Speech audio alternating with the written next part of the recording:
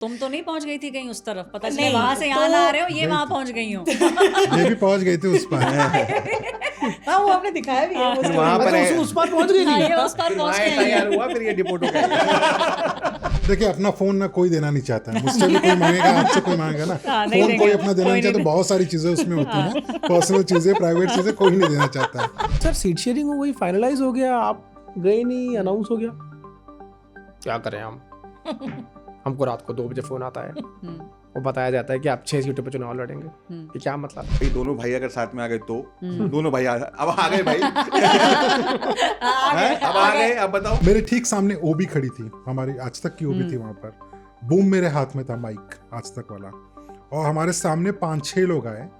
खबर चलाने का असर ये हुआ कि उन्होंने चलती हुई ओबी में एक आदमी बैठा और ओबी लेके भागने लगा। May this year bring you more happiness for you, कि ये साल आपके लिए और खुशियां लेकर आए। तो वो जा रहे थे तो रुक कर बोले थैंक यू। विजय अभी बेसिकली तमिलनाडु पॉलिटिक्स की चॉकलेट बॉय है। बीजेपी को भी वो विजय चाहिए और कांग्रेस को भी विजय चाहिए। सबको विजय चाहिए सबको विजय। चाहिए, विजय सबको चाहिए। विजय सबके हैं।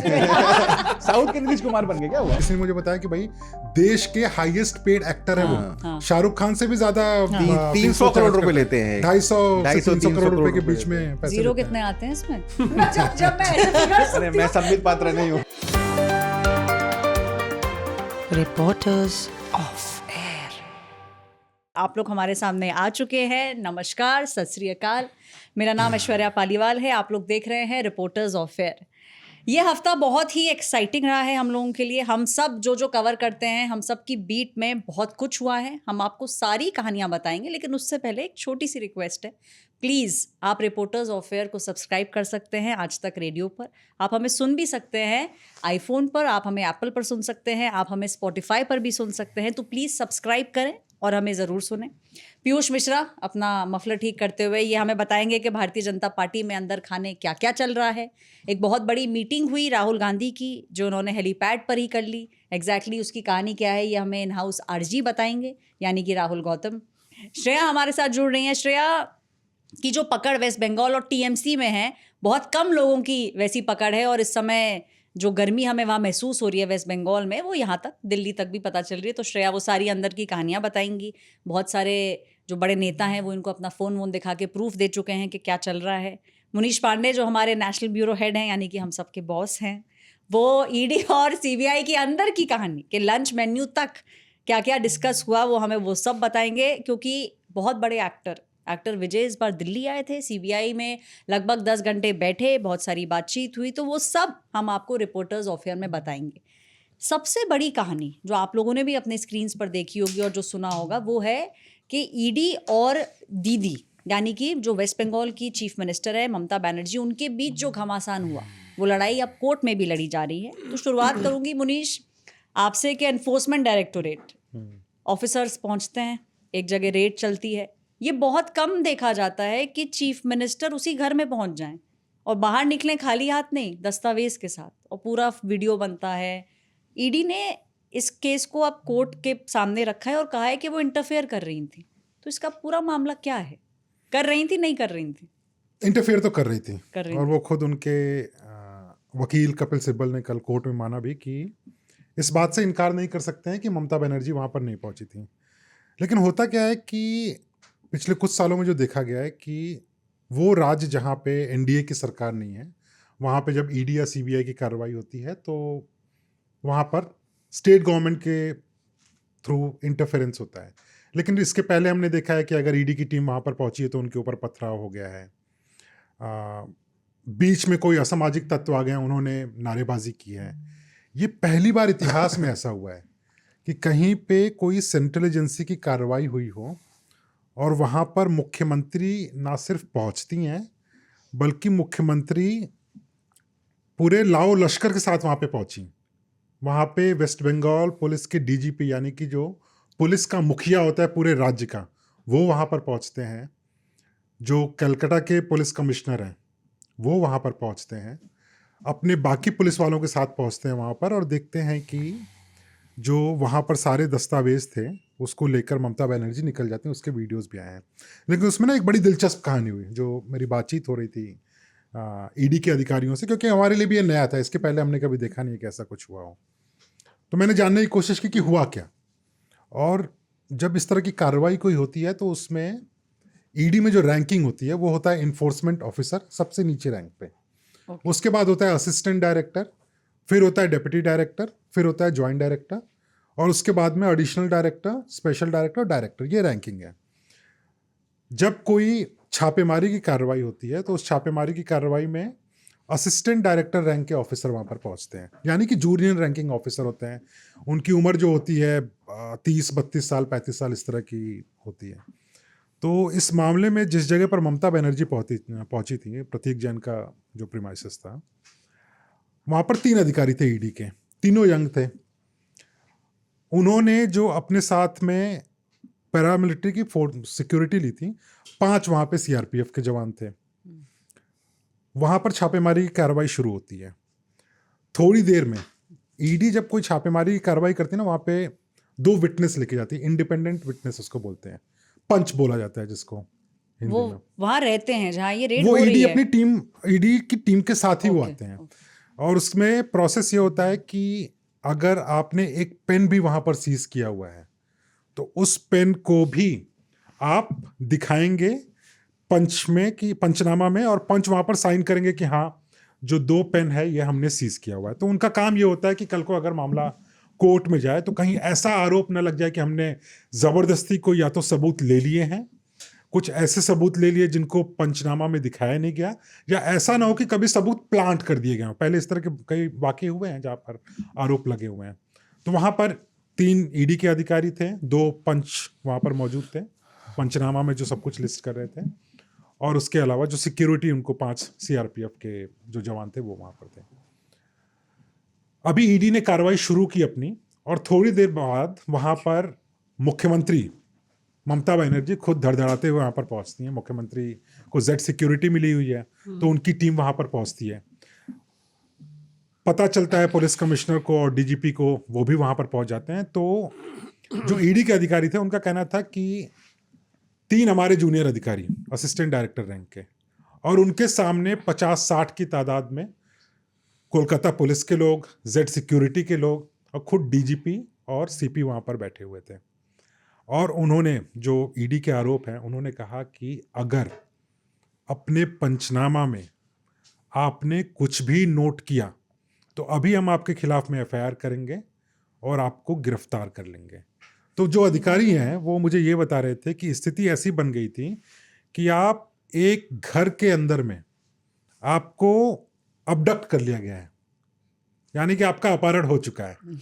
और जो आरोप हैं कुल मिला के, मैं तो वहाँ पर मौजूद नहीं था, लेकिन जो ईडी आरोप लगा रही है कि उसके बाद में कई फ़ोन किए गए, दिल्ली में कई बड़े लोगों को फ़ोन किए गए, और स्थिति ऐसी बनाई गई कि भाई पहले 3 जो अधिकारी हैं ईडी के वो निकल जाएं, क्योंकि उनके परिवार वालों को भी डर था, उनको भी डर था कि भाई कहीं कल को अरेस्ट कर लिया तो भाई निकलते तो 2-4 दिन निकल ही जाएंगे बेल वेल होने में, तो वो डर था। सबसे इंटरेस्टिंग पार्ट जो था वो ममता बनर्जी खुद का था। ममता बनर्जी वहाँ पर पहुँची, जो ईडी का अधिकारी थे वो तो बेचारे अधिकारी हैं, वो 3 जूनियर रैंकिंग असिस्टेंट डायरेक्टर, वो घबरा गए कि भाई मुख्यमंत्री यहाँ पर क्या कर रही हैं। और ममता बनर्जी सिर्फ मुख्यमंत्री नहीं है, अपने आप में बहुत बड़ा ऑरा है उनका, लोग तो डरते हैं ही ममता बनर्जी से। तो वहाँ पर पहुंची, जो अधिकारी था मेन जो लीड कर रहा था छापेमारी को, वो बेचारा सकपका गया। उसके सामने एक टेबल था और टेबल पे एक फ़ोन रखा हुआ था। ममता बनर्जी ने फ़ोन अपने हाथ से लिया, बोला किसका फ़ोन है? प्रतीक जैन का।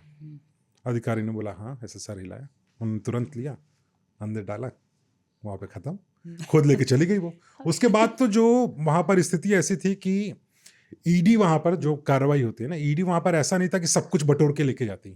वो पहले डॉक्यूमेंट्स देखते हैं, एनालाइज करते हैं कि क्या ये ज़रूरी है कि नहीं है, उसके बाद में उसको सीज करते हैं। ये प्रक्रिया होती है।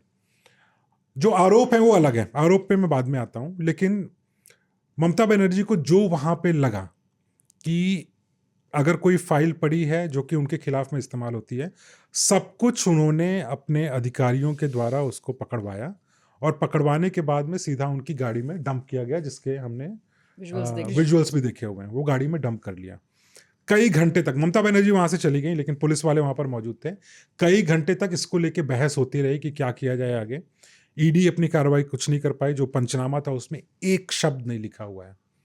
इसमें एक और इंटरेस्टिंग पार्ट है, जब इस तरह के कोई वाकये होते हैं ना तो एक इंसिडेंट रिपोर्ट बनता है, वो भी पंच के सामने, यानी कि जो 2 इंडिपेंडेंट विटनेस हैं उनके सामने वो इंसिडेंट रिपोर्ट बनाया जाता है। तो इंसिडेंट रिपोर्ट में होता है कि भाई इतने बजे हमने जो छापेमारी की कार्रवाई है वो शुरू की, इसके आगे ये हुआ, ये सीज किया और इतने बजे ख़त्म हुआ। अगर उसके बीच में कोई इंटरवेंशन होता है, किसी तरीके से उसमें कोई बाधा आती है छापेमारी में, तो उसको नोट किया जाता है कि यहाँ पर 4 लोग आ गए, नारेबाजी की, ये की। तो यहाँ पर चूंकि मुख्यमंत्री पहुंची थी, डीजीपी पहुंचे थे, उसके अलावा सीपी वहाँ पर पहुंचे हुए थे, तो ये इंसिडेंट रिपोर्ट में मेंशन हो सकता था। लेकिन मुख्यमंत्री, डीजीपी और सीपी के रहने का फ़र्क ये पड़ा, और ख़ास करके जो आरोप लगे हैं कि अगर आपने कुछ भी नोट किया तो फिर आपको हम गिरफ्तार कर लेंगे, उसका असर ये हुआ कि जो इंसिडेंट रिपोर्ट थी वो भी पूरी की पूरी खाली रही, कहीं पे कुछ भी सीज हुआ नहीं, तो कार्रवाई एक तरीके से हो नहीं पाई। लेकिन ये पहली बार ऐसा हुआ है, इतिहास में इसके पहले कभी ऐसा नहीं हुआ है कि किसी भी छापेमारी की कार्रवाई के दौरान में कोई मुख्यमंत्री पहुंची हो, या डीजीपी पहुंची हो, या सीपी पहुंचे हो। इसके पहले ऐश्वर्या, हमने कभी नहीं देखा हुआ है कि इसके पहले इस तरह की कोई कार्रवाई हुई। अच्छा, मेरा एक प्रश्न है इन सब चीज़ों के बीच में कि हमने वो तस्वीरें भी देखी सर जिसमें जो कुछ टीएमसी के लोग थे या वेस्ट बंगाल सरकार के लोग थे, वो फाइल्स लेके आ रहे हैं और बहुत सारी फाइल्स का इकट्ठा जो है वो गाड़ी के अंदर डाल रहे हैं, और गाड़ी को बंद कर दिया गया और चारों तरफ से उसको प्रोटेक्ट कर दिया गया। तो जब वो फाइल्स गाड़ी के अंदर डाल दी गई, जो कि ऐसा भी माना जा रहा है कि ममता बनर्जी की खुद की गाड़ी थी, तो क्या उस गाड़ी के अंदर जो फाइल्स उनको फिर ईडी वाले दोबारा चेक कर सकते थे? और अगर क्या ये ममता बनर्जी को पता था कि वो फाइल्स अगर अपनी गाड़ी में डाल लेंगी तो ईडी के अधिकारी वहां तक नहीं पहुंच पाएंगे? नहीं, देखिए, ये ना ईडी के पास में जो पावर है वो छापेमारी करने की है, उसको बोलते हैं सर्च एंड सीजर ऑपरेशन। तो आप सर्च करते हैं और जो आपको काम का लगता है उसको आप सीज कर लेते हैं। ये ईडी के पास में पावर है section 17 of prevention of money laundering act के तहत। लेकिन अगर कोई कार्रवाई बाधित हो जाती है तो ईडी के पास में कोई पावर नहीं है, वो सिर्फ कोर्ट पहुंच सकते हैं या फिर पुलिस स्टेशन में जाकर एफआईआर करा सकते हैं। जो फाइल ममता बनर्जी लेकर चली गई वो वापस ईडी के अधिकारी उसे ले नहीं सकते थे। वो तभी ले सकते कि जब वहां पर सिर्फ 5 अधिकारी होते और ईडी के 50 अधिकारी होते, तब वो जबरदस्ती गाड़ी का दरवाजा खोलते और उसके बाद वो कर सकते थे। लेकिन यहाँ पे पावर प्ले भी था, मैन पावर किसके पास में ज्यादा है। अगर वहीं पे ईडी के एक बहुत ही वरिष्ठ अधिकारी हैं, उनसे जब मेरी बातचीत हुई कि आपको तैयारी करके जानी चाहिए थी, इसके पहले आप जब गए हैं कई बार तो सीआरपीएफ के 100-200 जवानों को लेके गए हुए हैं, तो किसी की हिम्मत ही नहीं होती है कि आप आए। स्टेट पुलिस तो कभी आता नहीं है इनके बीच में, लेकिन आप 5 को लेके गए। तो ईडी के अधिकारी का ये कहना था कि हमें तो लगा कि भाई हम जाएंगे, छापेमारी करेंगे और उसके बाद में वापस आ जाएंगे अपना सीज वीज करके। लेकिन यहाँ पे हमें तो पता ही नहीं था, खुद मुख्यमंत्री भी पहुंचेंगी और पुलिस के लोग भी पहुंच जाएंगे। बेसिकली 100 वर्सेस 10 की लड़ाई थी वो, तो उसमें कुछ हो नहीं सकता था। अगर किसी दूसरी गाड़ी में रखा होता, मुख्यमंत्री गाड़ी में नहीं होता, तो निकाल सकते थे। तब भी नहीं निकाल पाते, क्योंकि उसको प्रोटेक्ट करने वाले तो मुख्यमंत्री के ही लोग थे। स्टेट पुलिस आपके जब किसी छापेमारी के दौरान में खुद डीजीपी वहां पर बैठा हुआ है और वो इंस्ट्रक्शन दे रहा है, तो उसमें कोई होता नहीं है। दूसरा, उसमें श्रेया शायद ज्यादा बता पाए, कई बार ना इस छापेमारी की कार्रवाई को सीक्रेट रखा जाता है क्योंकि खबर लीक होने का चांस रहता है। इस वाले में लीक हुआ कि नहीं हुआ, इसके बारे में श्रेया के पास में हो सकता है जानकारी हो कि खबर लीक हुई कि नहीं हुई छापेमारी की। मुंबई में इस समय बीएमसी का बड़ा चुनाव चल रहा है, और उसका चुनाव इसीलिए इतना महत्वपूर्ण है क्योंकि आप करें विश्वास या ना करें, बट इसका जो बजट है म्युनिसिपल कॉर्पोरेशन का, वो कई स्टेट बजट से भी ज़्यादा है।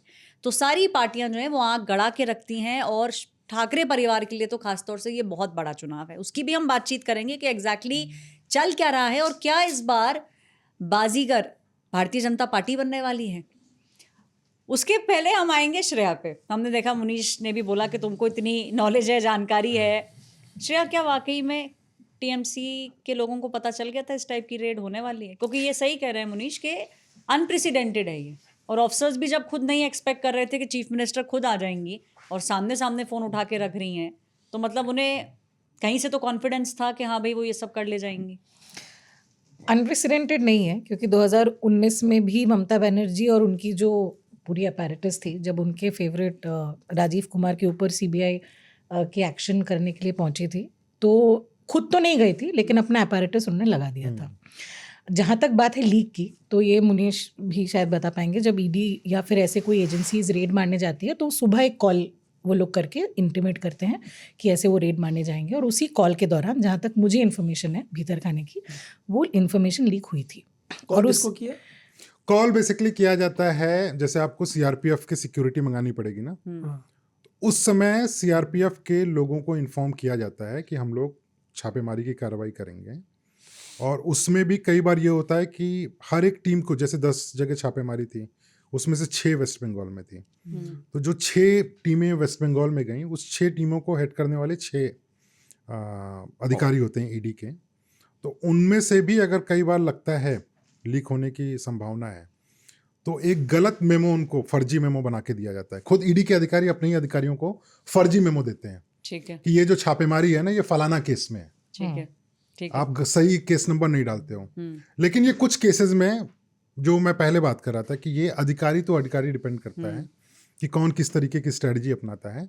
कुछ केसेस में जो ईडी के अधिकारी हैं, वो अपने ही अधिकारी को फर्जी मेमो बनाकर देते हैं कि ये लेकर जाइए, और जब वो वहां पर पहुंचते हैं उसके बाद में उनको असली दिया जाता है कि आप घर के अंदर जाइए आप, और इस केस में आपको छापेमारी करनी है, क्योंकि आपको सर्च एंड सीजर ओरिजिनल दिखाना पड़ता है कि हमारे पास में ऑर्डर है आपके यहाँ पे छापेमारी करने का। तो इसी कॉल के दौरान वो इन्फॉर्मेशन लीक हुई थी, और आईपैक के तहत ये इन्फॉर्मेशन आई थी, क्योंकि उनके जो कुछ एम्प्लॉयज़ है उनको ये बताया भी गया था कि मत आइए। पहले मतलब ईडी के पहुंचने से पहले, हाँ, ये उनके लीक employees होने के को- तहत ही कितना डीप ट्रिकल डाउन हुआ उतने में ना जाके ये कह सकते हैं कि आईपैक के एम्प्लॉयज़ को बताया गया था कि आप ऑफिस में मत आइए। लेकिन आप अगर ममता बनर्जी के एक्शन देखेंगे, वो तुरंत नहीं पहुंचती, वो वेट करती है ऑफिशियल मैसेज जब पुलिस की टीम को जाती है कि ऐसी रेड चल रही है, जो कि 11:00 पे जाती है। उसके बाद वो पहुंचती है लाउडन स्ट्रीट, ताकि वो ऑफिशियल कार्रवाई के तहत दिखे, और उसके बाद वो जाती है प्रतीक जैन के घर पे। पहले वहाँ से वो डॉक्यूमेंट्स, हार्ड डिस्क, फ़ोन लेके आती है, उसके बाद आईपैक गोदरेज वाटर साइड के 11वीं फ्लोर में जाती है, और वहाँ से भी जो डॉक्यूमेंट्स उनको लेना होता है वो वहाँ से निकल के आती है। तो ये जो पूरा वहाँ पे शो हुआ, उसको तो एक पॉलिटिकल डिफेंस की तरह दिखाया गया कि एक तरीके से वहाँ पे ईडी हो, सीबीआई हो, लेकिन सिक्का सिर्फ ममता बनर्जी का चलता है। आप कार्रवाई करने आए, हम आपके फाइल लेके भाग जाएंगे। फिलहाल जो मौसम है बंगाल में वो यही है कि कुछ भी करिए, ममता बनर्जी फाइल लेके भाग जाएगी। तो यही मीम चल रही है वहाँ पे। ये परसेप्शन एक ये तरह से perception उन्होंने बना बनाया भी, दी। भाई ममता बनर्जी ने ये परसेप्शन बना भी दिया है कि सिक्का मेरा ही चलेगा यहाँ पे, चाहे आप कहीं से भी आ जाए। क्योंकि राजनीति भी उसी तरीके की है बंगाल में, कि आप अगर अपना सिक्का भारी दिखाओगे तभी आप राजनीति कर पाओगे। तो वो उन्होंने सक्सेसफुली दिखा दिया। ईडी की लेकिन अगर बात करें तो ईडी इसी चीज़ को इस्तेमाल करके एक ऑब्स्ट्रक्शन का मामला बना रही है कि हमें कार्रवाई करने नहीं दिया गया। और अगर आप इस पूरे चीज़ की कल हियरिंग में देखेंगे तो कलकत्ता हाईकोर्ट की हियरिंग की जो रेफरेंस दी गई, उसमें ये कहा गया कि ज़बरदस्ती मैसेज डाल के उन्होंने एक व्हाट्सएप का एक स्क्रीनशॉट भी लगवाया। लीगल माइंड्स बोल के एक व्हाट्सएप ग्रुप है, वहाँ पे ये मैसेज डाली गई है कि लोग इकट्ठा हो, और ऐसे जो हियरिंग है उसको रोकने की कोशिश की गई। हालांकि मैंने वहाँ पे मौजूद एक बड़े नेता से भी मैंने बात की, और वहाँ पे जो रिपोर्टर्स भी थे जो हियरिंग के दौरान थे, और लॉयर्स भी थे, उनसे भी ये वेरीफाई किया कि क्या ऐसा ऑर्गेनाइज्ड कुछ हुआ था। लेकिन वो जो कोर्ट रूम है, वो कोर्ट बहुत छोटी है। हमने भी जो लोअर कोर्ट दिल्ली में अगर हमने कवर किया होगा तो कोर्ट रूम्स बहुत बड़े नहीं होते हैं, छोटे होते हैं। तो उसी कोर्ट रूम में इतने सारे लोग, और हाई प्रोफाइल मामला था। आरजीकर के टाइम पे भी ऐसा हुआ था, अगर आप कभी पीछे जाके देखेंगे तो ऐसे भीड़ होती है। तो वहाँ पे कल्याण बनर्जी भी थे। जब जज आई, जज ने बोला कि मैं सुन नहीं पा रही हूँ, आप लोग शांत हो जाइए, नहीं तो मैं हियरिंग नहीं कर पाऊंगी। तो कल्याण बनर्जी ने जज से परमिशन ली कि मैं लोगों से रिक्वेस्ट करती हूँ मैडम, और ऐसे उन्होंने 3 बार लोगों से रिक्वेस्ट किया कि आप लोग, कल्याण बनर्जी ने, कि आप लोग यहाँ से निकल जाइए। उसके बावजूद भी लोग नहीं सुने। तो कुछ लोग निकले तो बाहर इतनी भीड़ थी कि उनको लगा जगह बन गई, तो वो घुसते चले गए। तो इस चक्कर में जज थक हार के उठ के चली गई और हियरिंग नहीं हो पाई। तो जो वो व्हाट्सएप मैसेज है उसमें अगर आप देखोगे तो पहले नंबर पे ये बोला गया है कि ये कोर्ट लिस्ट में ये हियरिंग हो रही है, लेकिन वो जो जमायत की बात है वो दूसरे नंबर पे है, जहाँ पे ये कहा जा रहा है कि आप gate number B Calcutta high court में इकट्ठा हुई है, वहाँ से हम लोगों को एक रैली में जाना है, क्योंकि उसी दिन 9 तारीख को ममता बनर्जी का एक प्रोटेस्ट मार्च भी था जादवपुर से हाजरा, और उसमें इकट्ठा होने की बात की गई थी। तो एक तरीके से ये सच है कि वो चीज़ जो वहाँ पे लोग थे उनका ये लगता है कि कोर्ट रूम के अंदर जो हुआ है वो ज़बरदस्ती ऑब्स्ट्रक्शन नहीं था, एक सिचुएशन वैसा बन गया था। लेकिन ईडी का ये है कि वो चाहते हैं कि आईपैक में भी हमें ऑब्स्ट्रक्ट किया गया जब हम रेड करने गए गोदरेज वाटर साइड, प्रतीक जैन के घर पे भी हम गए, वहाँ पे भी चीफ मिनिस्टर पहुँच गए, यहाँ कोर्ट में भी ऐसा हुआ। तो वो एक तरीके से अपना एक दलील बनाना भी चाहते हैं, और ये टीएमसी के बड़े नेता की बात है कि उनका ये कहना है कि वो एक दलील बनाना चाहते हैं कि हमें ज़बरदस्ती ऑब्स्ट्रक्ट किया जा रहा है, और ताकि ये सुप्रीम कोर्ट में उनकी बात सुनी जाए और उनके फेवर में राय आए। लेकिन अगर आप पूरे उस केस की बात करेंगे कि आईपैक से क्या वो डॉक्यूमेंट्स ली गई, मैं आईपैक के कुछ लोगों से भी बातचीत कर चुकी हूँ जो दोस्त भी है। तो एक चीज़ तो है कि आईपैक में पूरी काम डॉक्यूमेंट्स के जरिए नहीं होती है, बहुत ही टेक सेवी लोग हैं आईपैक के लोग, एक्सेल शीट में काम होती है, वहाँ पे स्क्रीन्स लगे होते हैं, स्क्रीन्स प्रोजेक्ट हो जाते हैं, तो इतने डॉक्यूमेंट्स तो प्रिंट होने की ज़रूरत नहीं है जितने डॉक्यूमेंट्स वहाँ से निकले हैं। तो ये वहाँ पे भी तो वहाँ पे लोगों की भी मतलब एक चर्चा है कि क्यों इतने सारे डॉक्यूमेंट्स क्यों निकली। तो एक तरीके से वो पॉलिटिकल डिफेंस की एक शो थी जो दिखाना था कि भैया तुम जो भी लेने आओगे हम वो छीन के भाग जाएंगे, वो उन्होंने एस्टेब्लिश किया। दूसरा जो चीज़ है, क्योंकि कुछ आई थिंक डॉक्यूमेंट्स कैमरे पे भी आए हैं जिसमें आप देखेंगे कि नाम लिखा है उनके लीडर्स का, उनके व्हाट्सएप का।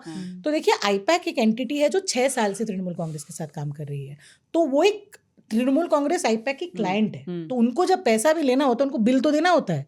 तो वो बेसिकली कुछ बिल्स थे जो कैमरा पे आए हैं, इनवॉइसेस थे जो टीएमसी को आईपैक ने बिल किया हुआ था, जो वहां से कैमरे पे जो दिखे हैं। लेकिन अगर हम बात करें कि पार्टी प्लानिंग, अगर हम बात करें कैंडिडेट लिस्ट, ये होती है डिस्कशन, ये सारा काम आईपैक का ही है, लेकिन ये लैपटॉप में होता है और लैपटॉप से टेक में स्क्रीन हो जाता है।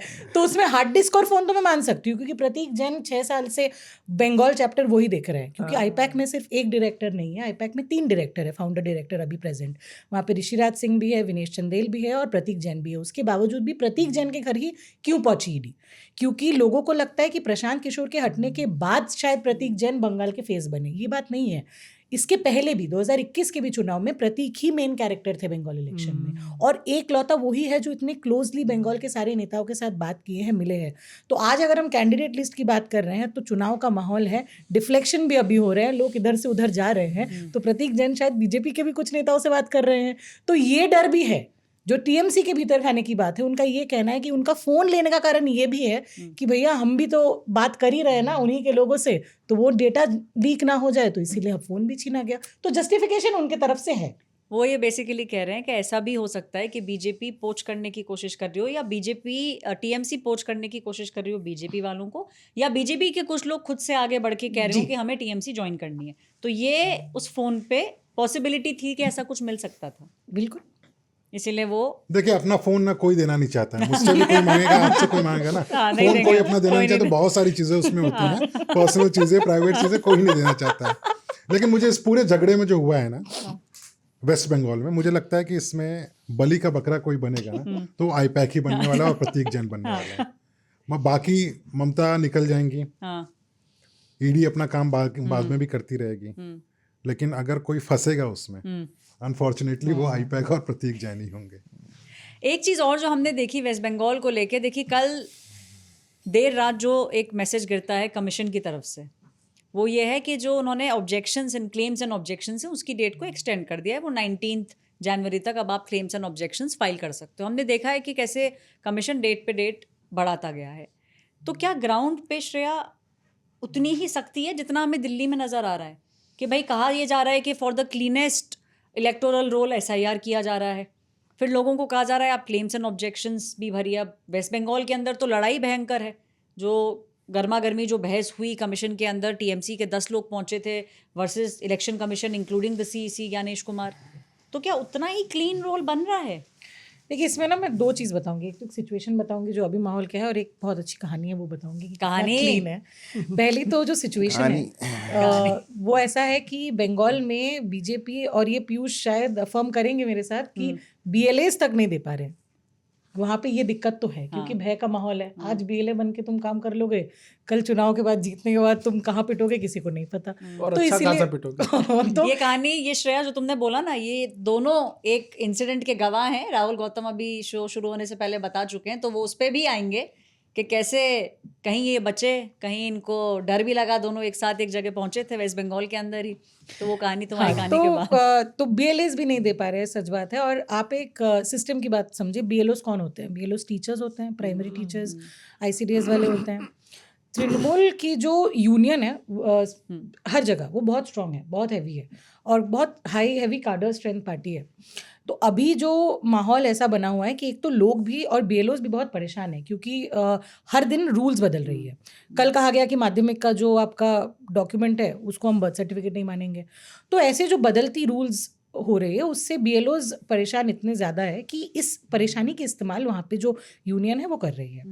वहाँ पे टीचर यूनियन है। अब कल जैसे मेरे पास एक डॉक्यूमेंट आई इस्तीफ़ा देने की, पूरी एक 2 पेज की डॉक्यूमेंट, वो कोऑर्डिनेटेड तरीके से बनाई गई।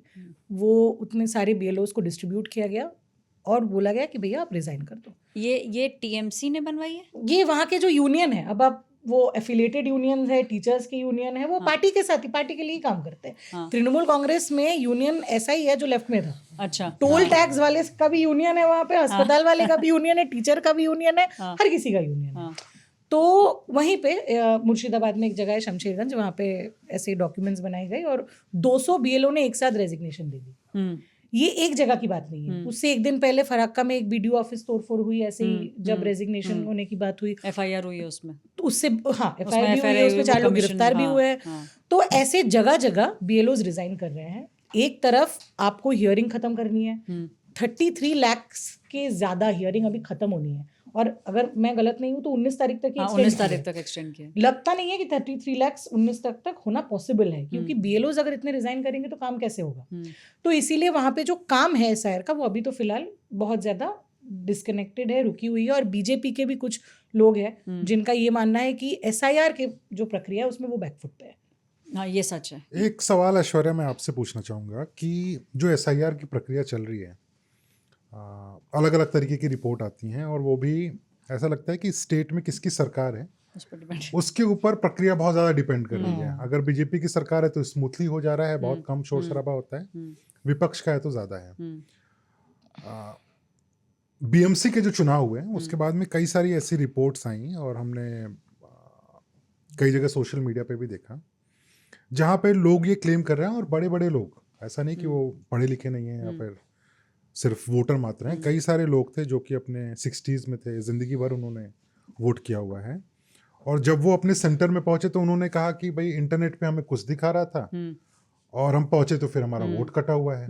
कई सारे सेलिब्रिटीज़ भी ऐसे हैं जिनका नहीं हो पाया। तो इसको कैसे हैंडल कर रही है इलेक्शन कमीशन?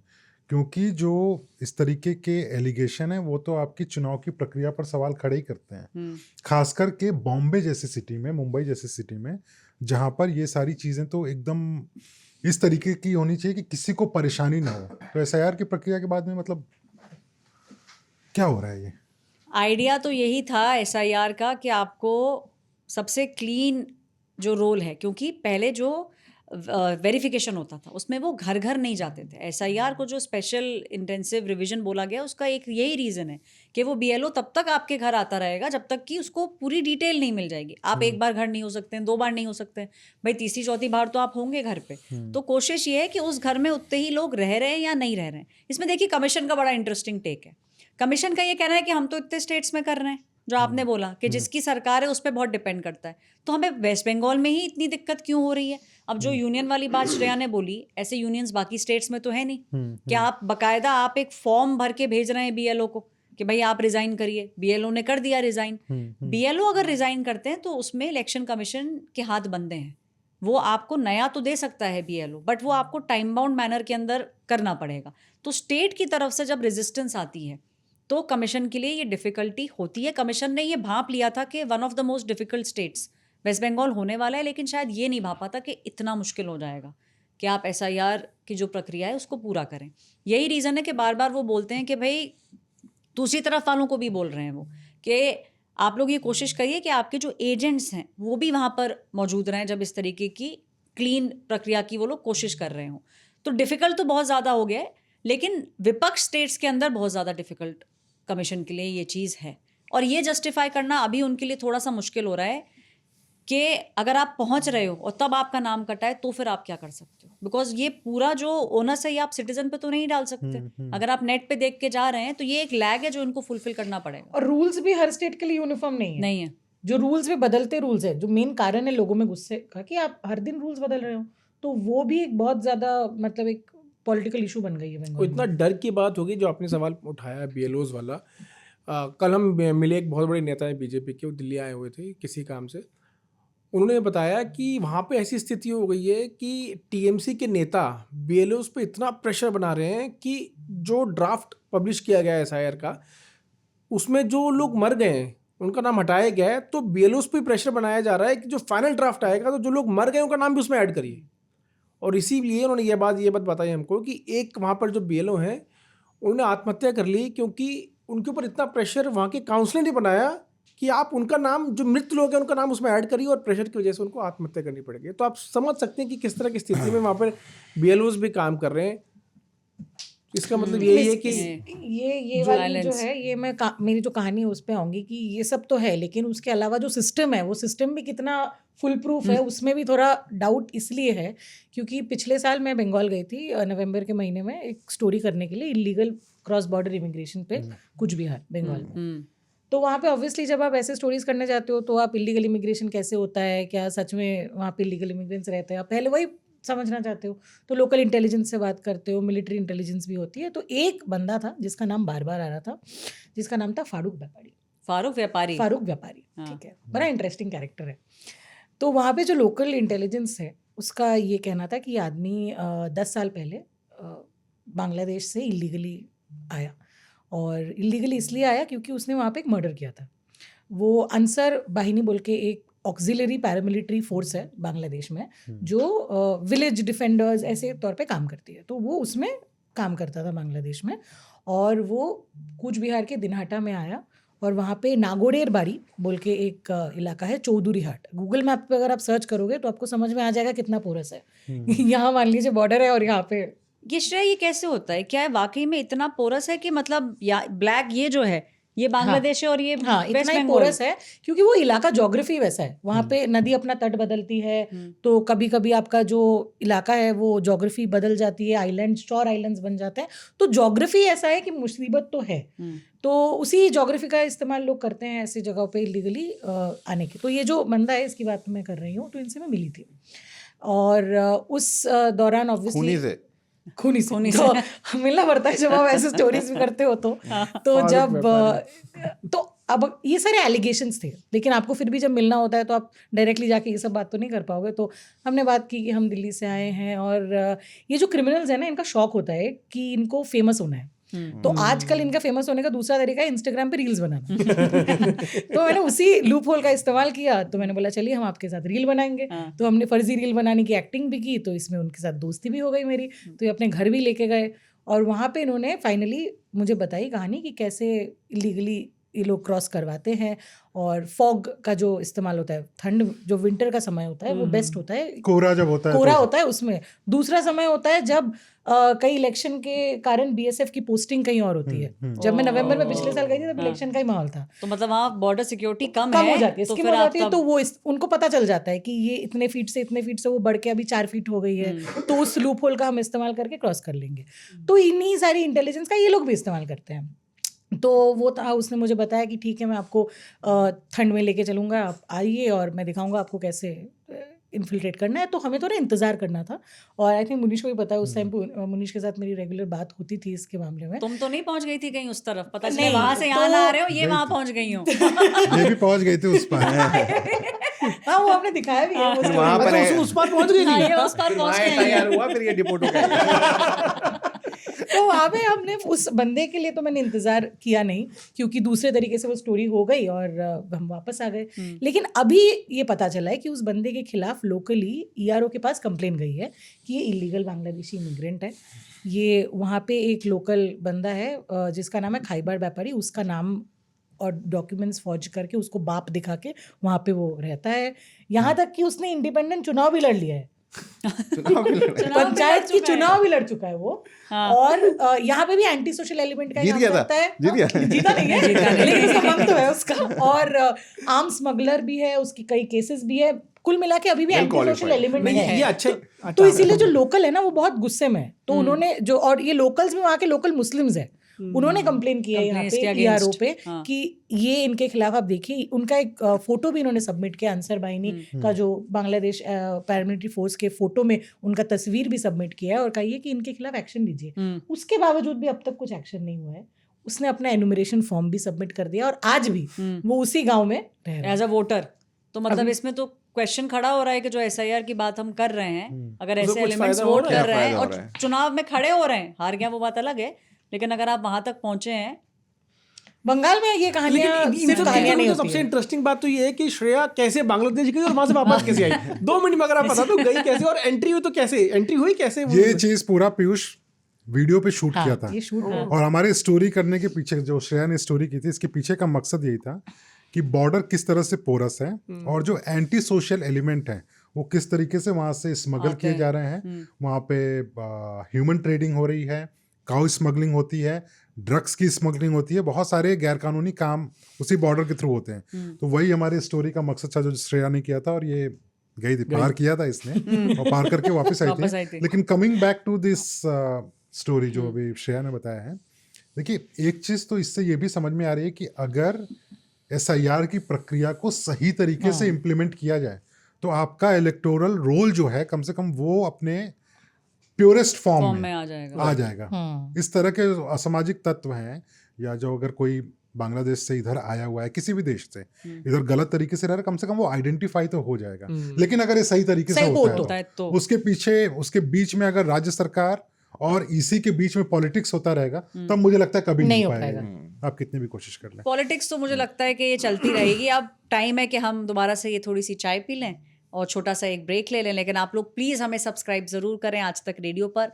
हम ब्रेक के बाद आपको बताएंगे वो फेमस जो विजुअल्स आपने देखे होंगे कि एक डेप्यूटी चीफ मिनिस्टर, एक चीफ मिनिस्टर और राहुल गांधी हेलीपैड पर खड़े होकर ही बातचीत कर रहे हैं, और BMC इलेक्शंस क्यों इतने क्रूशल हैं और किस तरीके से इस बार भारतीय जनता पार्टी बाजी मारने के पूरे मूड में है, ये सब बातें हम आपको छोटे ब्रेक के बाद बताएंगे। जब मैं स्टोर रूम से जब मैं बैग निकाल रहा था कि तभी मैंने महसूस किया कि कोई अजीब सी आवाज आ रही है।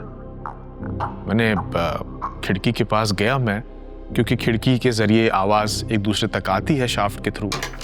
तो मैंने खिड़की को थोड़ा खोला और अपना कान लगाकर सुनने की कोशिश की। आवाज ऊपर वाले फ्लोर की खिड़की से आ रही थी, यानी होरो के कमरे से। वो आवाज बड़ी अजीब थी, ऐसी अजीब सी कोई घों घों की आवाज, जैसे किसी ने गला दबा रखा हो किसी का। मेरे जिस्म में सनसनी सी दौड़ने लगी, एक डरावनी सी आवाज थी।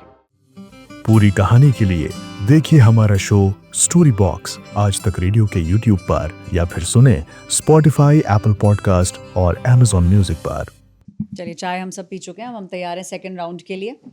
बहुत एक इंटरेस्टिंग RG, जो हमने RG की कहानी देखी। राहुल गांधी हमें कई जगह दिखते हैं, कई एयरपोर्ट्स पे दिखते हैं, अलग अलग विदेशों में भी दिखते हैं, तो लेकिन ये क्रिटिसिज्म है उनका कि बहुत दिखते हैं। हाँ, बहुत दिखते हैं वो। लेकिन जहाँ वो अभी दिखे, जो वीडियो भी बहुत वायरल हुआ, वो दिखे हमें एक हेलीपैड पे। सबसे पहले बात कर रहे थे कोने में खड़े होकर deputy chief minister DK Shiv Kumar के साथ।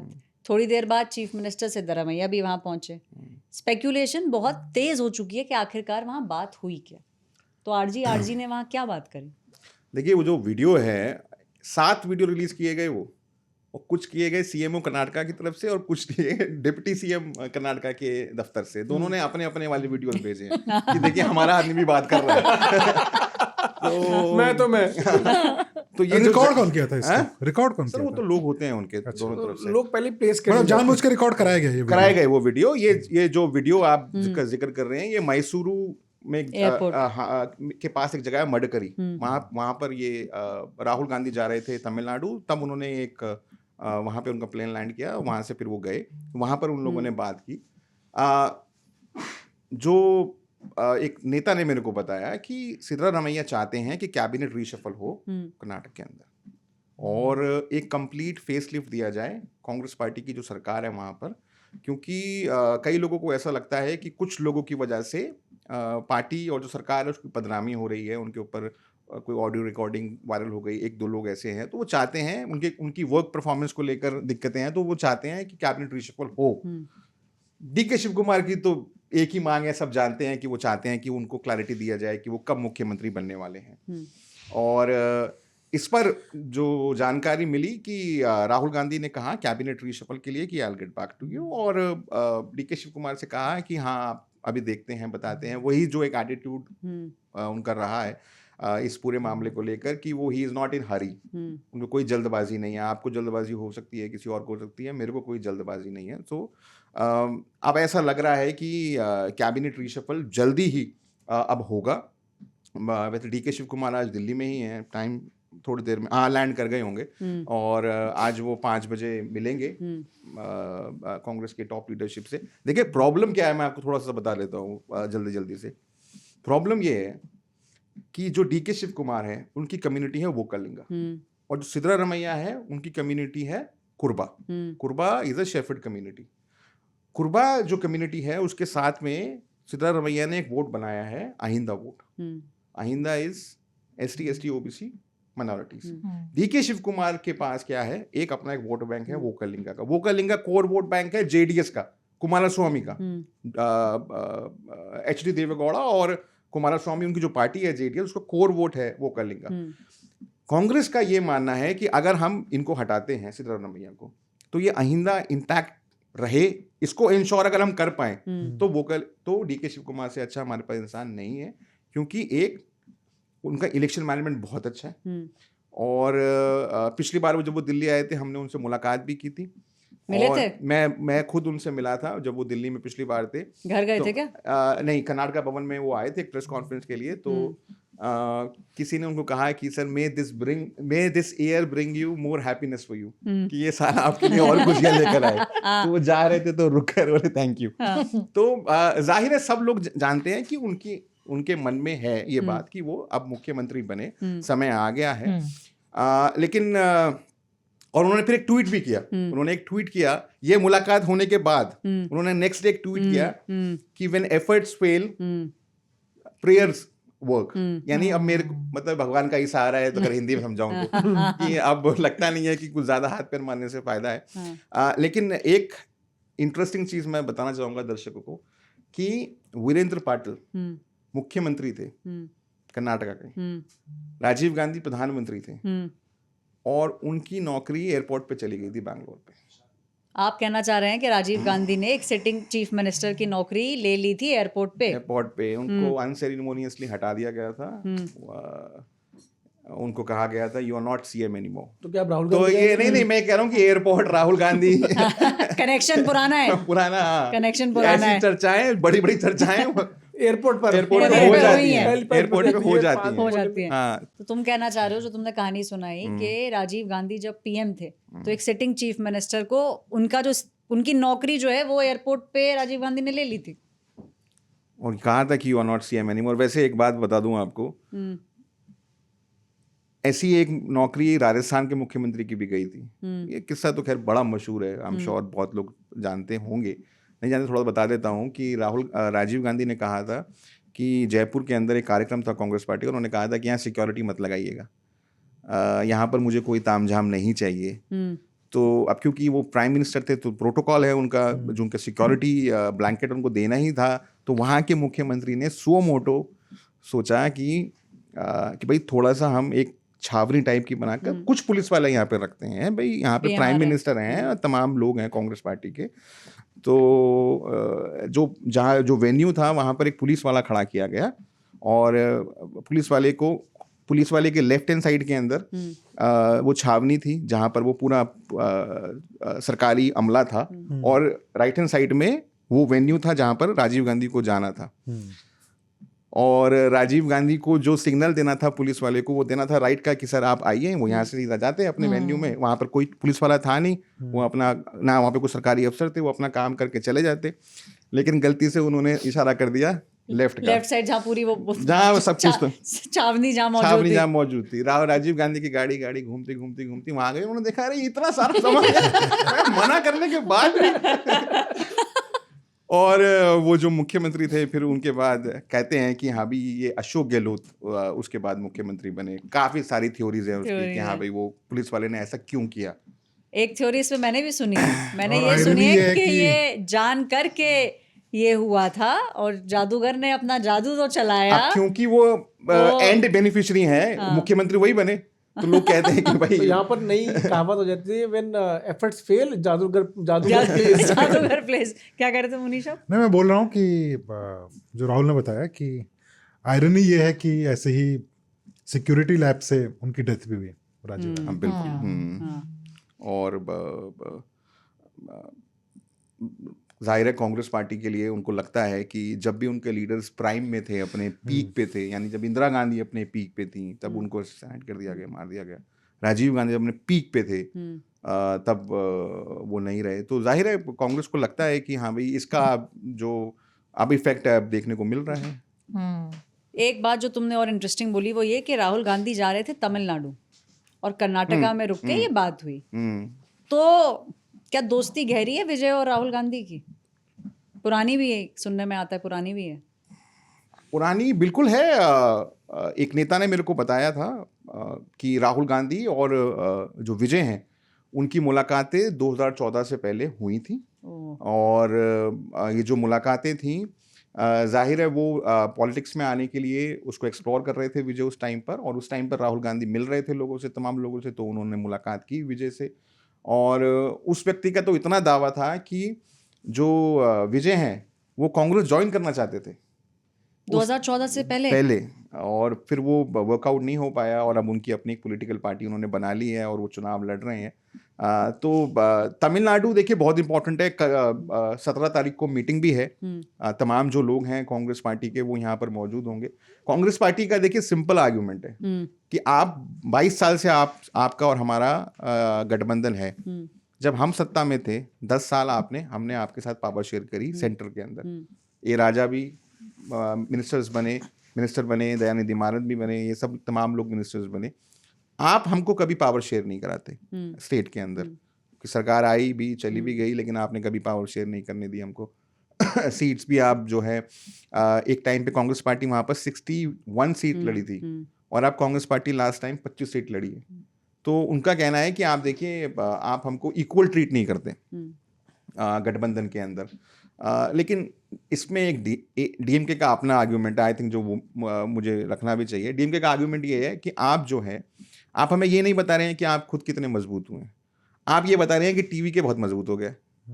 ये क्या लॉजिक है? आप ये बताइए कि आपने अपनी स्ट्रेंथ आपकी कितनी बड़ी है वहाँ पर, उसके हिसाब से आप सीट मांग रहे हैं। आप हमें सर्वे रिपोर्ट्स दिखाइए, नाम दीजिए। आप वो सब नहीं कर रहे हैं। आप दिखा रहे हैं कि भाई टीवी के की पॉपुलैरिटी बढ़ती है, यार ये टीवी के का वोट शेयर बढ़ता जा रहा है, which is not a good thing।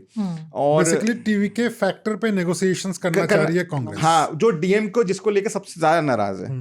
और वो ये भी कहते हैं कि देखिए आप जब हमारे साथ पावर शेयर कर रहे थे तो वो आप इसलिए कर रहे थे क्योंकि उस समय आपको हमने 12 सीट दी थी। 2004 के अंदर कांग्रेस पार्टी की 12 सीट आई थी तमिलनाडु से। हम लोग आपको इसलिए ज़्यादा सीट देते हैं लोकसभा के अंदर क्योंकि हम चाहते हैं कि आप सेंटर में पावर में आ सकें, क्योंकि डीएमके तो आ नहीं सकती है। उनका लॉजिक ये है, इसलिए हम आपको 25% सीट्स देते हैं लोकसभा के अंदर, 40 में से 10। लेकिन जब विधानसभा आता है तब अब आपको सिर्फ 10% सीट्स देते हैं। अच्छा, ये भी है, कुछ नेताओं से हमारी बात हो रही थी, वो ये कह रहे हैं कि पूरी कोशिश की जा रही है कांग्रेस की तरफ से कि डीएमके से अलायंस तोड़ के विजय के साथ अलायंस कर लिया जाए, पूरे स्टेट में विजय और कांग्रेस का अलायंस। बिल्कुल, देखिए इसको लेकर भी आर्गुमेंट है। कांग्रेस पार्टी के बहुत सारे नेता इस बात के लिए लॉबिंग कर रहे हैं कि आप जो है गठबंधन तोड़िए, कांग्रेस जो है तोड़े, डीएमके के साथ में जाए उसके साथ में, क्योंकि वो आपको पावर शेयरिंग भी होगी, आपको सरकार अगर आती है तो आपको मिनिस्टर्स भी बनेंगे, आपको ज़्यादा सीट्स भी मिलेंगी। लेकिन ये इतना आसान नहीं है पीयूष, क्योंकि 2 महीने में चुनाव है। अगर आपको गठबंधन तोड़ना है तो आप ऐसे नहीं है कि कोई फोन उठाया गठबंधन टूट जाएगा। गठबंधन तोड़ने में भी दिन लगेंगे, गठबंधन जोड़ने में भी दिन लगेंगे। वो सब समय है आपके पास, वो आप लेकिन विजय अभी बेसिकली तमिलनाडु पॉलिटिक्स की चॉकलेट बॉय है। बीजेपी को भी विजय चाहिए और कांग्रेस को भी विजय चाहिए। विजय सबको चाहिए, विजय सबके हैं। साउथ के नीतीश कुमार बन गए। इस पे ना मुनीश, ये जो विजय की बात है, आपकी तरफ भी विजय आए थे सीबीआई हेडक्वार्टर्स, काफी घंटे उन्होंने बिताए, तो कुछ बताइए कि आपको कब पता चला कि विजय को बुलाया जाएगा? और लंच जब ऐसा होता है, मतलब इतना हाई प्रोफाइल स्टार है, तो मैं अगर ऑफिसर हूँ तो मैं तो मतलब थोड़ा 5 मिनट बैठा ही लूँ कि हाँ भाई सर बैठ जाओ जरा, थोड़ा ऐसे अपनी बात कर लेते हैं, फिर थोड़ा इन्वेस्टिगेशन 5 मिनट में करेंगे। वो हमेशा होता है। होता है जब भी कोई सेलिब्रिटी बड़ा आता है किसी भी पूछताछ के लिए, चाहे वो ईडी में या सीबीआई में आए, तो कुछ उनके फैंस होते हैं, ठीक है, और उन फैंस के साथ में फोटो खिंचाई जाती है। जैसे मुझे याद है ईडी में जैकलिन फर्नांडिस आती थी पूछताछ के लिए, तो कुछ जो अधिकारी थे ना वो सिर्फ इसी में पूरा अपना दिमाग लगाते थे कि किस दिन उनका समन है, किस दिन मैं हेडक्वार्टर में रहूं जहाँ पे जैकलिन का सम होने वाला है, और अपने दोस्तों यारों के जरिए बोलते थे कि वो थोड़ा सा बोल देना कि मैं 2 मिनट के लिए फोटो हमारी हो जाए। तो लाइन लग जाती थी वहाँ पे, लोग फोटो खिंचाते थे, उसके बाद में क्वेश्चनिंग होती थी। देखो एंड ऑफ द डे सारे लोग ह्यूमन बीइंग हैं, सबके अपने फेवरेट सेलिब्रिटीज होते हैं, लेकिन विजय इतना बड़ा फैक्टर बन चुके हैं पॉलिटिक्स में, इसका मुझे अंदाजा नहीं था, खास करके इस तमिलनाडु पॉलिटिक्स में। तो विजय की क्वेश्चनिंग के लिए जो तैयारियां की गई थी, और श्रेया भी मेरे साथ में वहीं पे थी, जो तैयारियां की गई थी, ये बहुत रेयर केसेस में हम लोग देखते हैं। इसके पहले हम लोगों ने देखा जब पी चिदम्बरम की पूछताछ हुई थी, मनीष सिसोदिया की पूछताछ हुई थी, उस समय हमने देखा था कि इतनी सिक्योरिटी लगाई गई थी, लेकिन विजय के टाइम पे ज़बरदस्त सिक्योरिटी लगाई गई थी। एक और चीज़ हुआ था जो बाकी केसेस में नहीं होता है, पॉलिटिकल केसेस में भी हमने देखा हुआ है कि जो भी आएगा वो सीबीआई दफ्तर के बाहर उतरेगा, उसके बाद वो पैदल चल के अंदर जाता है, क्योंकि उसका एक प्रोसेस होता है। आप उतरेंगे, उसके बाद में आप अपने समन की कॉपी दिखाएंगे, वहां पर एक आदमी होता है वो आपकी डायरी एंट्री करेगा, किस केस में आपकी पूछताछ हुई है, फिर सीबीआई का एक अधिकारी आपको अंदर लेकर जाएगा उस अधिकारी के पास में जहाँ पे आपकी पूछताछ होनी है। लेकिन इस केस में हमने देखा कि विजय की जो गाड़ी है, ब्लैक कलर की रेंज रोवर थी उनकी, वो गाड़ी सीधा सीबीआई दफ्तर के अंदर गई और लॉबी के सामने गाड़ी रुकती है। ऐसा भी नहीं कि मतलब जो कुछ कहीं बाहर उतर जाए या गाड़ी अंदर घुसते ही उतर जाए, लॉबी के अंदर गाड़ी गई। तो विजय का आवभगत जो सीबीआई में हुआ है वो बड़े अच्छे तरीके से हुआ। ठीक है, उसमें इंटरेस्टिंग एक किस्सा ऐसा हुआ कि जब आया तो मैं और श्रेया उस पर लाइव कर रहे थे खबर पे कि विजय से क्या पूछताछ होगी क्या नहीं होगी। तो हम लोगों ने एक खबर चलाई कि क्या क्या पूछताछ हो सकती है।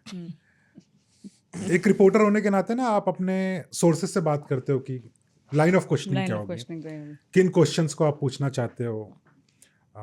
इसके पहले जो जवाब दिए थे उसके बारे में हम पूछते हैं कि उसको लेके कहाँ तक बात हुई है। तो एक अंदाजा आप लगाते हो केस किस तरफ आगे मुड़ रहा है, इसमें कुछ होना है या नहीं होना है, या क्या पूछताछ होगी। दर्शकों तक हमें तो जानकारी पहुंचानी रहती है, तो इसके लिए मैंने कुछ अधिकारियों से बातचीत की थी और कुछ अपना जो खुद का अनुभव रहता है उसके हिसाब से हम अंदाज़ा लगाते हैं कि ये पूछताछ हो सकती है। तो जब हमने चलाया कि ये सवाल उनसे पूछे जाएंगे, उनके ऊपर स्पेसिफिक जो सवाल थे वो ये था कि आप एक गाड़ी के टॉप पर थे, तो आपको दिखाई दे रहा था कि वहाँ पर आपके सामने लोग बेहोश हो रहे थे, फेंट हो रहे थे, उसकी वीडियो फुटेज है, लेकिन फिर भी आप 7 से 8 मिनट तक लगातार अपनी स्पीच जारी रखते हैं। तो ये उनके ऊपर आरोप था कि आप तुरंत उस पर कार्रवाई क्यों नहीं किए। दूसरा एक आरोप था कि जब लोग बेहोश हो रहे थे आपने खुद पानी की बोतल फेंकी है, यानी आपको पता था कि लोगों की तबीयत खराब हो रही है, फिर भी आपने स्पीच को कंटिन्यू रखा। और तीसरा ये था कि आपको आना था 12 बजे दोपहर को, आप पहुंचते हैं 7 बजे। 12 बजे दोपहर के लिए अगर विजय जैसा सेलिब्रिटी जो पॉलिटिशियन भी बन चुके हैं, 10 बजे से भीड़ आना शुरू हो जाएगी, 2 घंटे पहले तो आना शुरू हो जाएगी। तो आपने 9 घंटे तक वहां पर भीड़ जमा होने दी, आप 7:30 के आसपास आते हैं, तो ये 9 घंटे में जो वहां पे पब्लिक थी वो डिहाइड्रेट हो चुकी थी, उनको प्यास लगी थी, खाना नहीं मिल रहा था। इसका इंतजाम पार्टी को करना था, पुलिस का काम नहीं होता। पुलिस का काम सिर्फ लॉ एंड ऑर्डर, बाकी सब कुछ ऑर्गेनाइज करना, टॉयलेट बनवा, टॉयलेट का इंतजाम करना, पानी का इंतजाम करना, खाने का इंतजाम करना, वो पार्टी को करना पड़ता है। ये सब कुछ आपने किया। तो ये 3 बड़े आरोप थे। तो मैंने अपने यहाँ पे खबर चलाई कि भाई ये 3 आरोप हैं जिसको लेके विजय से पूछताछ की गई है। बाद में ये भी चलाया कि विजय ने उन आरोपों से इनकार किया हुआ है। तो मुझे सीबीआई के एक अधिकारी का फ़ोन आया और वो सीबीआई के अधिकारी मुझसे पूछते हैं कि मुनि जी आपकी रिपोर्टिंग तो अच्छी है, लेकिन कौन ये आपको जानकारी दे रहा है कि सीबीआई में क्या है क्या नहीं है। तो मैंने तो उनकी बातों को टाल दिया। मैंने बोला, मैंने उनसे एक और सवाल पूछ लिया कि अच्छा ये इसमें क्या हुआ, उसी केस को लेके मैंने पूछा उनसे कि इसमें क्या हुआ और क्या एक डीजीपी की क्वेश्चनिंग को लेके था। तो मुझे ये पता था कि अगर मैं इनसे सवाल पूछ लूंगा कि केस के बारे में कुछ बताइए तो तुरंत फोन रख देंगे वो। तो मैंने उनसे पूछा कि ये डीजीपी आए थे क्या आज पूछताछ के लिए, जो कि आए थे, वो जानकारी हमारे पास में थी। उन्होंने तुरंत बोला अच्छा ठीक है, हम बाद में बात करते हैं आपसे। तो बड़ा इंटरेस्टिंग है। लेकिन जो विजय को लेके बातचीत हो रही थी, एज ए रिपोर्टर आप चाहते हैं कि आपके पास में जानकारी रहे, और विजय को लेके जो मैंने पिछले 1.5-2 महीने में एनालाइज किया हुआ है, ये बात सही है, विजय फेवरेट चॉकलेट बॉय है आज की तारीख में। बीजेपी भी चाहती है कि उनके साथ में विजय आ जाए, और कांग्रेस भी चाहती है। अगर वो किसी के साथ भी गए, जितना मेरा पॉलिटिकल जानकारी है, अगर वो बीजेपी एआईडीएमके के साथ में जाते हैं तो उनकी सरकार आ जाएगी। अगर कांग्रेस के साथ चले गए तो शायद उनकी सरकार चली जाएगी। और कांग्रेस को शायद ये पता है, तभी वो डीएमके के साथ में इस समय नेगोशिएशन पे आ रहे हैं कि हमें पावर चाहिए या नहीं चाहिए। तो विजय इतना बड़ा फैक्टर बन के निकलेंगे इस चुनाव में, आई थिंक बहुत सारे लोगों को अंदाजा नहीं था। एक थोड़ा सा लूपहोल हो सकता है कि उनके पास में कार्डर नहीं है, बूथ लेवल पे वर्कर नहीं है वहां पे, लेकिन जो अपना उन्होंने करिश्मा दिखाया हुआ है, वो वोट में तब्दील होगा या नहीं होगा बात की बात है। बट आज की तारीख में सेकंड लार्जेस्ट पार्टी, कुछ किसी ने मुझे जानकारी दी 1-1.5 महीने पहले कि तमिलनाडु में अगर आज की तारीख में 1-1.5 महीने पहले, इसको अगर आप लेके जाइए कि उस तारीख में अगर चुनाव होते हैं तो 32% का वोट शेयर जो था डीएमके अलायंस को था, 26% टीवी के विजय के पास में था, और 19% पे एआईडीएमके बीजेपी थी। तो उस वही फैक्टर है जिसकी वजह से मेरे ख्याल से कोई भी पॉलिटिकली टारगेट विजय को उस तरीके से नहीं कर रहा है जिसके साथ जैसा करना चाहिए, और विजय को भी ये पता है, इसके लिए वो किसी के साथ जा भी नहीं रहे हैं। उसको सपोर्ट कर रहे हैं सब लोग। तमिलनाडु के अंदर जो तमिलनाडु के मुख्यमंत्री हैं, जो प्रमुख कॉम्पिटिटर हैं, उन्होंने भी ट्वीट किया उनकी मूवी के लिए। राहुल गांधी ने भी ट्वीट किया उनकी मूवी के लिए। आप कह रहे हैं कि उन पे अटैक तो बिल्कुल करना कोई अफोर्ड ही नहीं कर सकता इस वक्त। इनफैक्ट अभी जो बीजेपी की टीम गई थी वहां पे, जब करूर में जहाँ पे इंसिडेंट हुआ था, वहां का जो डेलीगेशन, हमने उनसे बात की तो उन्होंने अपनी रिपोर्ट तो सबमिट कर दी कि क्या हुआ वहां पे, क्या क्या सर्कमस्टांसेस थे। उसमें उन्होंने विजय को बिल्कुल ब्लेम नहीं किया, कहीं पर भी किसी ने भी डायरेक्ट अटैक विजय के ऊपर नहीं किया। हम परसों एक बहुत बड़े नेता के साथ बैठे थे, तमिलनाडु के हैं नेता, और आजकल चुनाव प्रचार में लगे भी हुए हैं वो वहाँ पे तमिलनाडु में। उन्होंने ये बताया कि देखिए विजय जो है वो बहुत बड़े फैक्टर हैं। जैसे रजनीकांत आए थे, वो भी जब आए थे तो उस वक्त वो भी बहुत बड़े फैक्टर थे। कमल हसन जब आए थे तब वो भी बहुत बड़े फैक्टर निकल के आए। लेकिन क्या हुआ, रजनीकांत भी एक तरह से डाउन है। नहीं, रजनीकांत ने पॉलिटिकल प्लंज नहीं किया था। मतलब आने की पूरी तैयारी थी, जिस तरह से रजनीकांत पार्टी तो लॉन्च की थी, फिर वापस ले ली थी। कोई इलेक्शन नहीं लड़ा, इलेक्शन नहीं लड़ा, तैयारी की थी उन्होंने। तो वैसे ही उनका ये मानना है कि ये एक वेव है। लेकिन at the end of the day जो भी इलेक्शन, जो लड़ाई होगी वो एआईएडीएमके और डीएमके के बीच में होगी। हाँ, Vijay could be a swinging factor, लेकिन हम लोग कोशिश कर रहे हैं, बीजेपी का ये मानना है कि हम लोग पूरी कोशिश कर रहे हैं कि किसी तरह विजय को जो है वो इस तरह लाया जाए, और इसके लिए पूरे दरवाजे खुले हैं। एक बात भी हमारी एक नेता से, बड़े सीनियर लीडर है, उन्होंने ये भी बोला कि डीएमके को हटाने के लिए ये बहुत ज़रूरी है कि सारे वोट्स, एंटी डीएमके वोट्स हैं, वो कंसोलिडेट हों, वो बटे नहीं। और अगर वो नहीं बटते हैं तभी डीएमके हटेगी और वहाँ पर दूसरी गवर्नमेंट कोई भी बनेगी। और विजय क्या चाहते हैं, अपनी मांग लेकर आएँ। और आज हम बताते रिपोर्टर सॉफ्टवेयर में कि by the end of January, यानी 31 जनवरी तक ये क्लियर हो जाएगा कि एनडीए में कौन कौन सी नई पार्टीज आ रही हैं और क्या विजय एनडीए के साथ होंगे या नहीं होंगे। ये क्लैरिटी भी। और जो तुम बात बोल रहे थे ना, उसमें जो मुझे थोड़ा सा पता चला, एक कांग्रेस के नेता से मेरी बात हुई तमिलनाडु से रिलेटेड। उन्होंने वही बात बोली कि ये जो सोच रहे हैं ना अभी कि विजय से हाथ मिला लें, ये 2 साल पहले सोचना था, हाथ तब मिलाना था।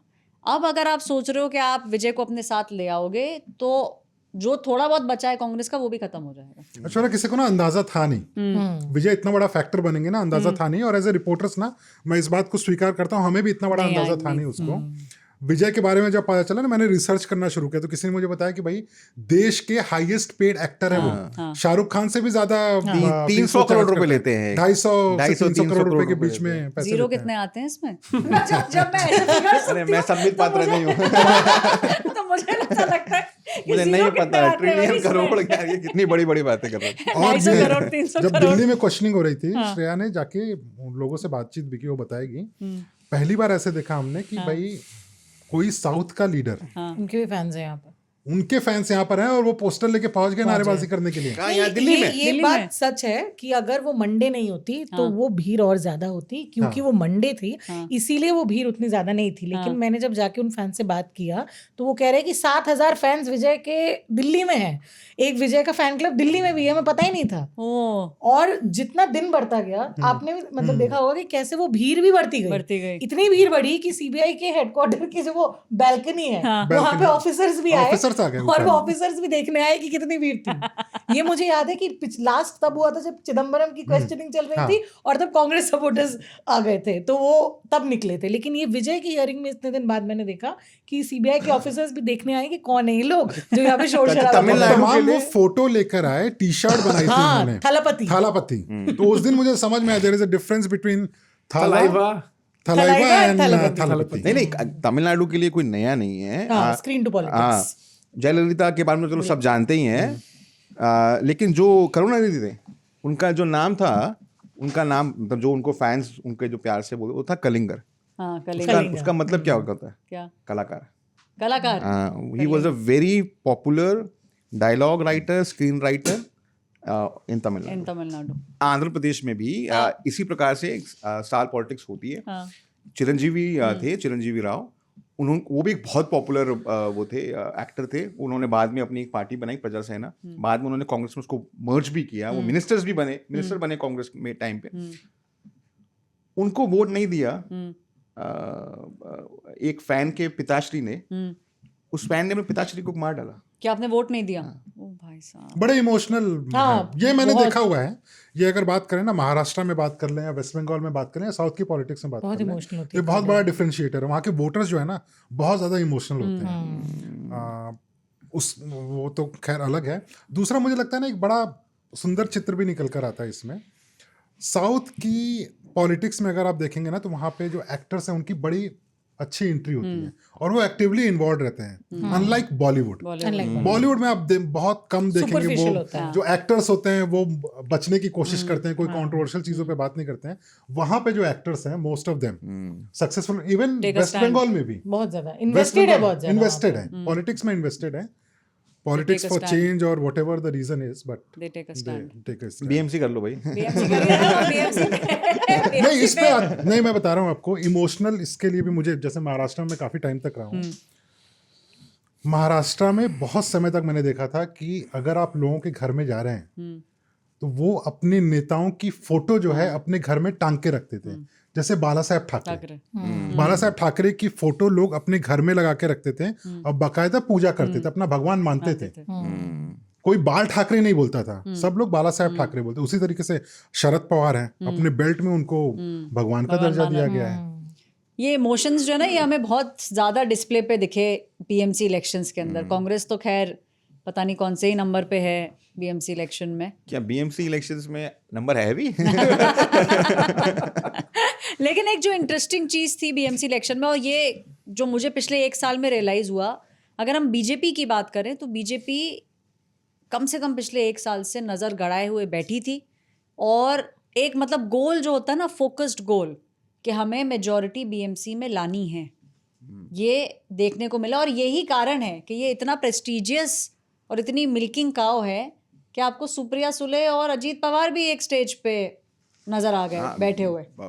मैनिफेस्टो जॉइंट लॉन्च हो रहा है, मुस्कुरा रहे हैं दोनों, सीपीएम एमएनएस एलाइज कर रहे हैं। तो ये तो देखिए वहां पर ये है। एक कांग्रेस के लिए मैं थोड़ा बता दूं, बीएमसी जो है कांग्रेस का, वो हमेशा वीक पॉइंट रहा है, क्योंकि अर्बन जो वोटर है उन्होंने कभी रेजोनेट नहीं किया कांग्रेस के साथ में।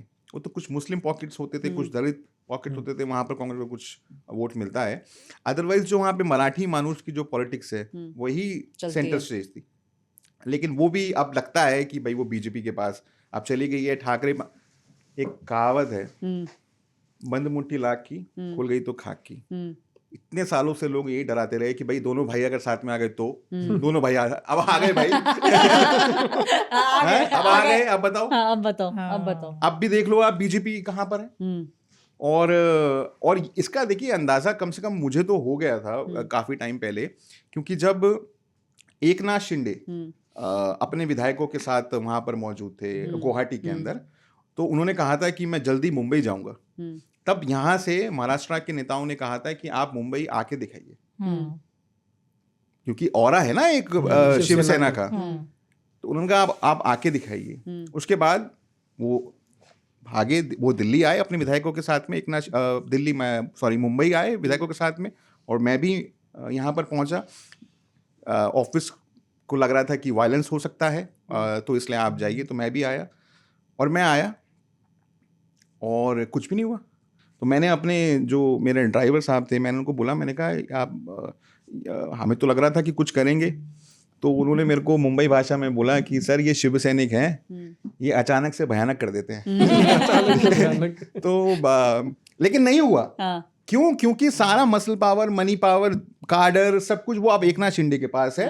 और अब ये प्रूव होता दिख भी रहा है बीएम चुनावों के अंदर कि आप सारी स्ट्रेंथ जो है वो उनके पास है।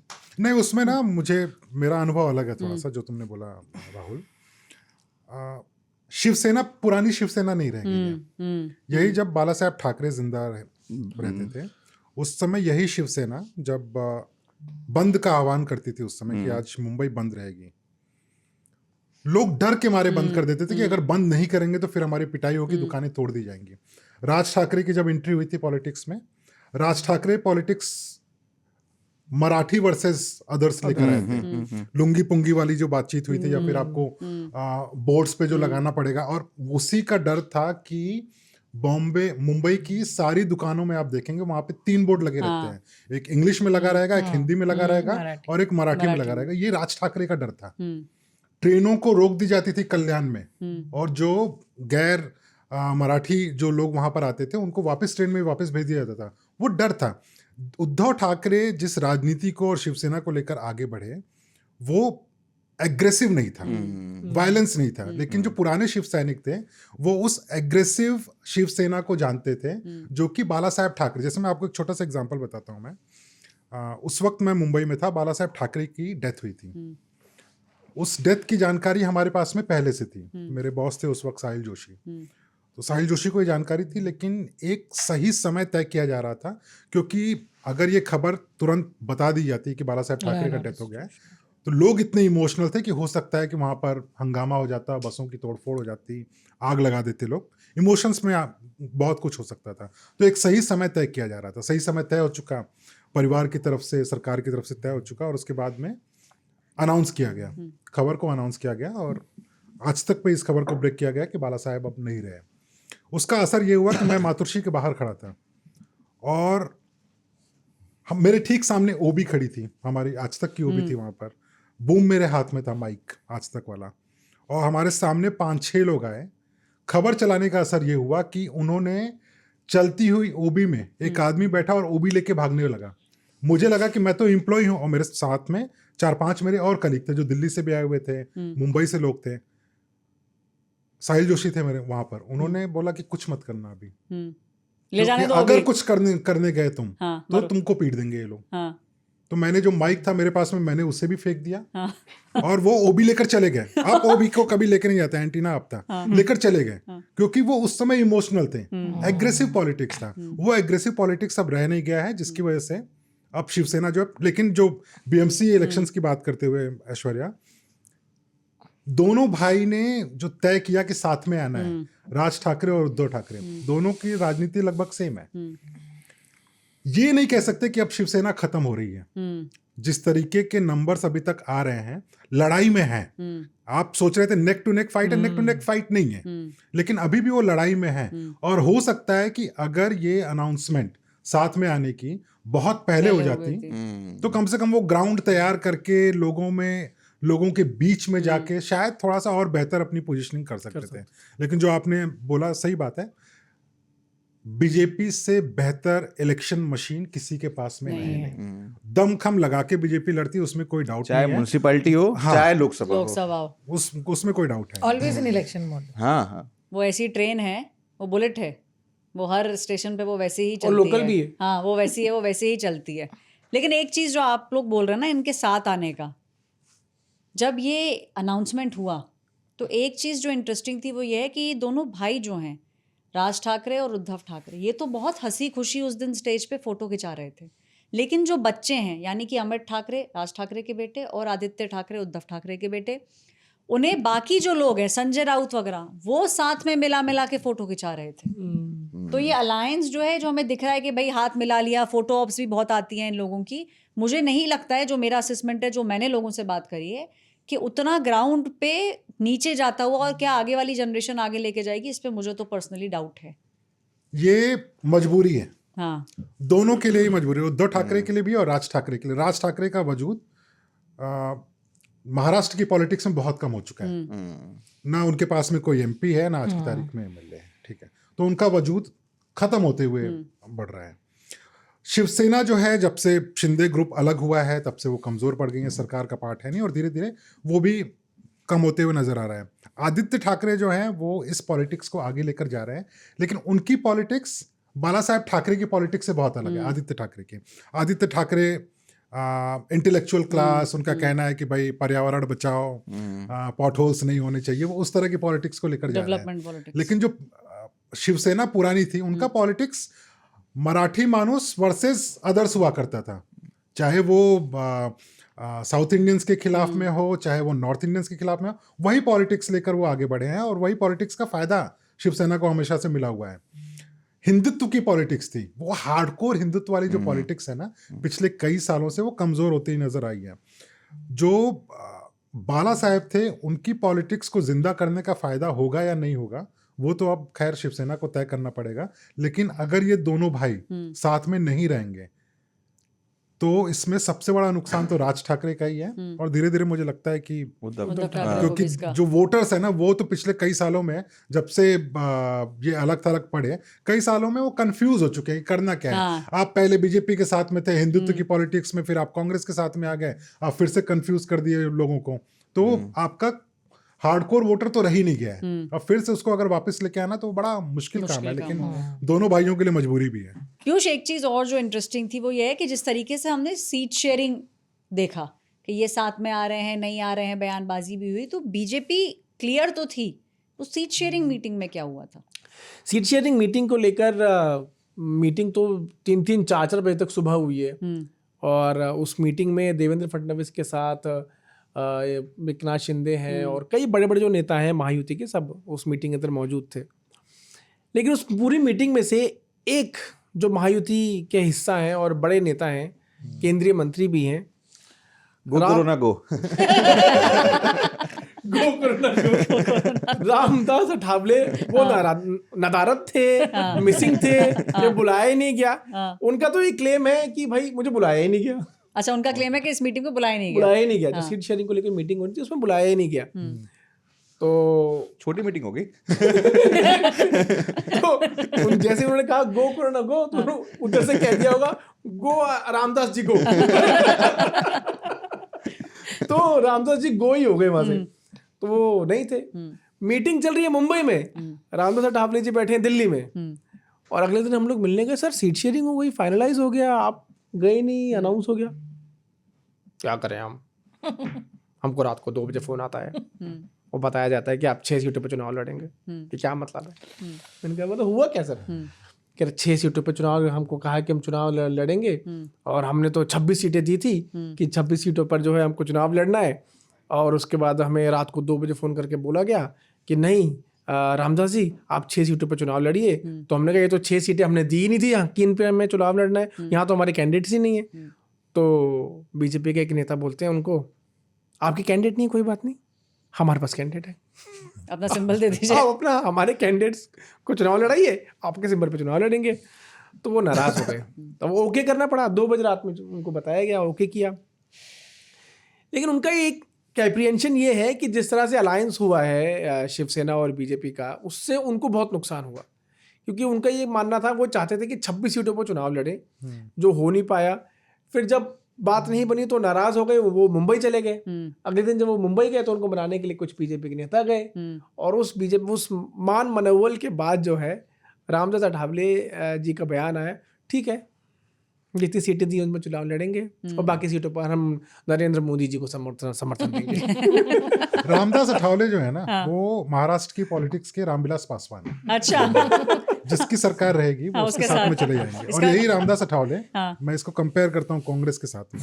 तो कांग्रेस के साथ में जब उनकी पार्टी का अलायंस था, चुनाव लड़े, और उस समय महापौर जो था वो रामदास अठावले की पार्टी का बनाया गया, जबकि सीटें इन्होंने कम लड़ी हुई थी। मौसम वैज्ञानिक थे बेसिकली। बोला भी था ना एक बार उन्होंने, राहुल जी आप उधर बैठे हैं, अगर आप इधर होते तो हम आपके साथ होते। तो मौसम वैज्ञानिक है बेसिकली वो। मौसम भाप लेते हैं। अब मौसम के करवट के बाद भी वो उधर पलट सकते हैं। तो हम लोगों ने बहुत सारी बातचीत कर ली है, हम लोगों ने आपको अंदर की कहानियां बताई हैं। इन्वेस्टिगेशन जब होता है तब क्या होता है, किस तरीके से स्टेट पुलिस सतर्क रहती है, कांग्रेस में क्या चल रहा है, रामदास अठावले जी की कहानी भी आपने सुनी। इस एपिसोड में इतना ही। अब हम मूव ऑन कर रहे हैं हमारे कमेंट सेक्शन पे। आप लोग प्लीज़ हमें ज़्यादा से ज़्यादा कमेंट्स लिखिए, और आप लोग जो सुनना चाहते हैं, अगर कोई पर्टिकुलर नेता है जिनके बारे में जानना चाहते हैं या किसी पार्टी के बारे में जानना चाहते हैं, तो प्लीज़ अपने कमेंट सेक्शन में हमें ज़रूर बताएं। इस हफ्ते जो कमेंट्स आए उसमें सबसे ऊपर जो है यूट्यूब पर होम लिखा है इन्होंने, तो इनका जो नाम है वो होम है। इन्होंने ये लिखा है कि DMK already raided ADMK's political survey consultant 2 weeks ago. All are the same. Mamta is no less. BJP seems to have decided there is no other way in Bengal.